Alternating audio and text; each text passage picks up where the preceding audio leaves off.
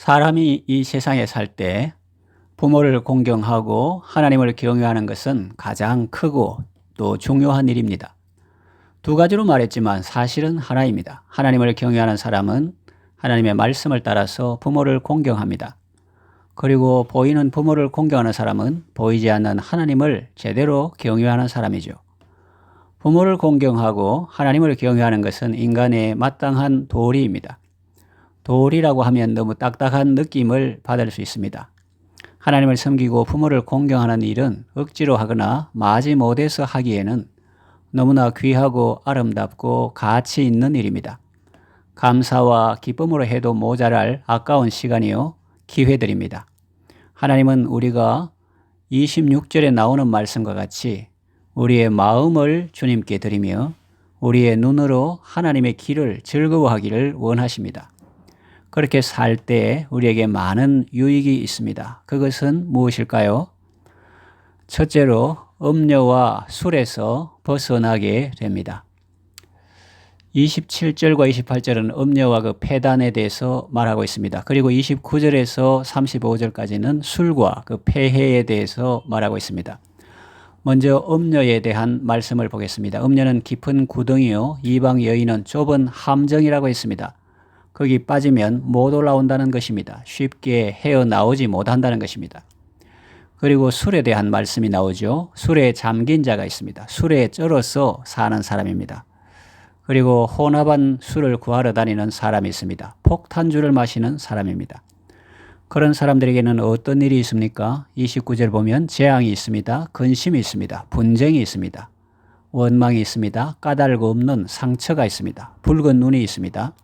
늘 눈이 충혈되어 있습니다. 술은 각성제가 아니고 마취제입니다. 보기에는 멋있고 좋은 것 같으나 그 폐해는 심각합니다. 그래서 아예 보지도 말라고 말씀하십니다. 31절 포도주는 붉고 잔에서 번쩍이며 순하게 내려가나니 너는 그것을 보지도 말지어다. 왜 이렇게 강하게 말씀하실까요? 그 폐해가 그만큼 크고 심각하기 때문입니다. 처음에는 좋다고 마시지만 나중에는 뱀에 물린 것처럼 되고 독사에 쏘인 것처럼 아프다는 것입니다. 그리고 환상을 보고 환청이 들리며 구부러진 말을 하게 됩니다. 33절 하반절 말씀은 혀가 꼬여서 말을 분명하게 하지 못한다는 의미도 있겠지만 정직하지 못한 삶을 살고 정직하지 못한 말을 하게 된다는 의미도 있습니다. 그리고 아주 위험한 상태에 있으면서도 전혀 깨닫지 못하고 혼돈의 상태에 빠져 있게 됩니다. 그러다가 어느 날 갑자기 죽을 수도 있습니다. 한 방에 훅 가는 거죠. 35절 정상적인 감각도 없고 정상적인 느낌도 없습니다. 그 사람은 완전히 죽었고 이제 술이라는 놈이 그 속에서 주인 노릇을 하고 술 기운으로 사는 것이죠. 처음에는 사람이 술 마시지만 나중에는 술이 술을 먹고 나중에는 술이 사람을 먹는다라는 말과 같습니다. 마취에서 깨어나지 않으려고 더 강한 마취제를 찾습니다. 그렇게 폐인이 되어가는 것입니다. 마음을 하나님께 드리지 않으면 결국 그렇게 됩니다. 하나님을 주인으로 모시지 않으면 결국 그런 길로 가게 됩니다. 사탄은 속삭입니다. 그렇지 않아. 술이나 쾌락이 네 주인 안 되게 하면 되지. 네가 네 인생의 주인이 되어서 살면 돼. 그러나 여러분 그렇지 않습니다. 그 속임수에 넘어가면 안 됩니다. 에덴 동산에서 일어났던 일을 기억해 보십시오. 사탄은 아담을 좋게 해준다고 유혹했는데 결국은 죄를 짓게 해서 동산에서 쫓겨나게 했죠. 지금도 마찬가지입니다. 다 너를 좋게 하려고 그러는 것이라며 위해 주는 척 하다가 지옥문까지 끌고 가서 나중에는 발로 차 넣어버립니다. 여러분 주변에 유명한 사람이 있었죠. 높은 관직에 있던 사람이 있었죠. 그런데 그 중에는 갑자기 사라져버린 사람도 있습니다. 왜 그럴까요? 무엇 때문입니까? 신문에 방송에 나온 바와 같이 여자 문제 때문입니다. 또 술 때문입니다. 도박 때문입니다. 그것 때문에 재산 잃고 명예 잃고 심지어는 생명까지 잃은 사람도 많습니다. 사람이 마음에 하나님 두기를 싫어하면 하나님은 그 상실한 마음 그대로 내버려 두십니다. 주님을 주인으로 모시지 않는 마음에는 온갖 더러운 것들이 들어와서 주인 행세를 합니다. 악하고 더러운 귀신들이 들어와서 그 사람을 장악하고 지배합니다. 이런 의미에서 보면 주님을 주인으로 모시는 것이 우리에게 얼마나 행복인지 알 수 있습니다. 그러니 여러분 마음을 주님께 드리십시오. 내 마음 주께 드리니 곧 받으옵소서. 마음을 주님께 드리십시오. 돈을 드리는 것도 좋고 시간을 드리는 것도 좋으나 마음을 주님께 드리는 것이 우선입니다. 그러지 않고 다른 것 아무리 드려도 그것만 가지고는 소용이 없습니다. 여러분의 마음을 주님께 드리십시오. 그리고 하나님의 길을 즐거워하십시오. 부모님이 돌아가시기 전에도 이 말을 꼭 해 주십시오. 저는 아버지를 존경합니다. 아버지께서 걸어가신 그 길 끝까지 잘 걸어가 주셔서 감사합니다. 저도 그 길을 걸어가겠습니다. 이것이 돈을 드리거나 고기를 사 드리거나 그 어떤 선물보다도 더 큰 선물이 될 것입니다. 하나님께도 마찬가지입니다. 우리의 눈으로 아버지의 길을 즐거워하고 그 길을 진심으로 좋아하며 걸어가는 것입니다. 그 길은 세상 사람들이 다 가는 넓은 길이 아닙니다. 협착한 길입니다. 십자가의 길이요 사명의 길입니다. 대로로 다니지 말라는 뜻이 아닙니다. 세상 살면서 눈에 보이는 큰 길을 지날 수도 있고 창원 대로로 달릴 수도 있고 거가 대교를 건널 수도 있습니다. 그거 피해서 일부러 뒷골목으로 다니고 소로로 다녀라 하는 그런 뜻이 아닙니다. 영적으로 진리의 길, 십자가의 길, 사명의 길을 걸으라는 말씀입니다. 그 길을 걸을 때 결단하기가 힘들지 일단 들어서면 참 좋습니다. 주님의 사랑이 있고 주님의 위로가 있기 때문입니다. 처음엔 사람이 십자가를 짊어지지만 나중에는 그 십자가가 그를 짊어져 준다는 말이 있습니다. 손해보는 것 같으나 진정 유익을 얻는 것입니다. 이것이 바로 마음을 주님께 드리며 전심으로 주를 기뻐하며 그 길을 걷는 자가 얻는 유익입니다. 둘째로 헛된 삶에서 벗어나게 됩니다. 사람이 음료에 빠져서 살고 술에 절어서 살면 산다고 해도 사는 것이 아니죠. 자기가 사는 것이 아니라 음란 귀신과 술 귀신이 자기 마음속에 들어와 왕노릇하고 자기는 그 종이 되어 사는 것입니다. 인생이 70이 욕한 거라면 80인데 이렇게 짧디 짧은 한 토막 인생을 그렇게 허무하게 살면 얼마나 안타깝고 원통하겠습니까? 그 시간이 얼마나 아깝겠습니까? 젊은이에게 안타까운 것이 있다면 하나님께서 그에게 그렇게 소중한 젊음이라는 것을 선물로 주셨는데 정작 본인은 그 젊음이 얼마나 소중한 것인지 모르고 있다는 것이죠.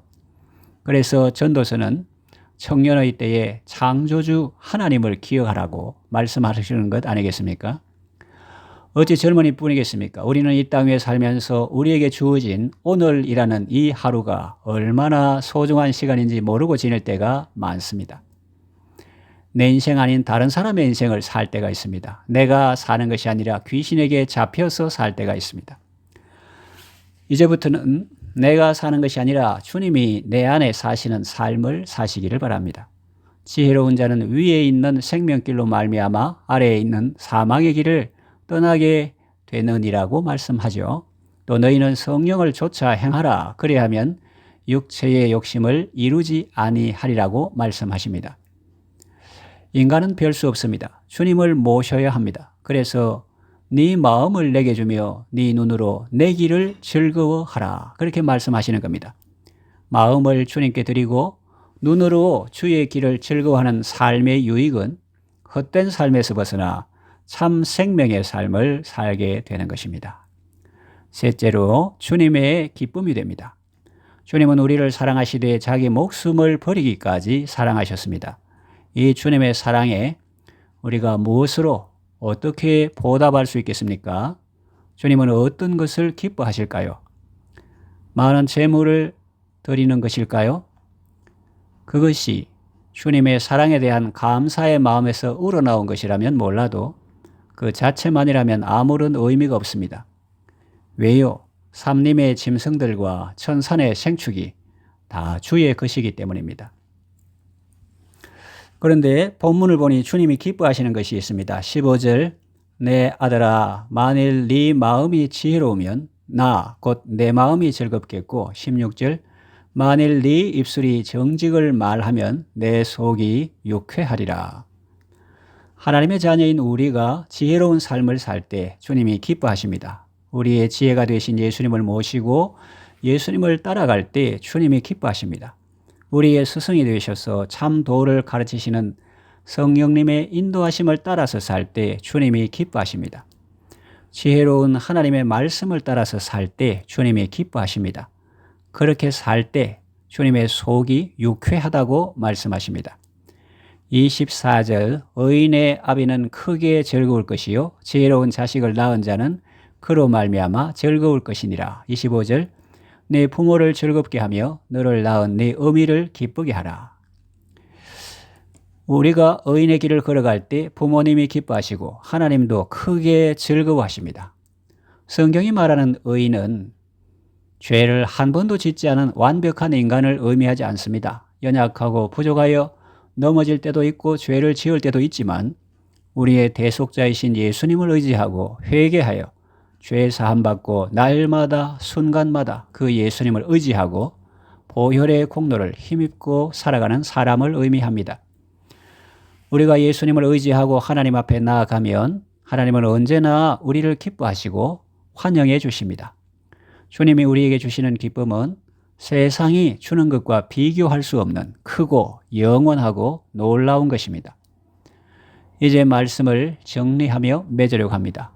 마음을 다하여 주님을 사랑하고 그 주님의 길을 즐거워하는 것은 구원받은 성도의 마땅한 도리지만 특권이기도 합니다.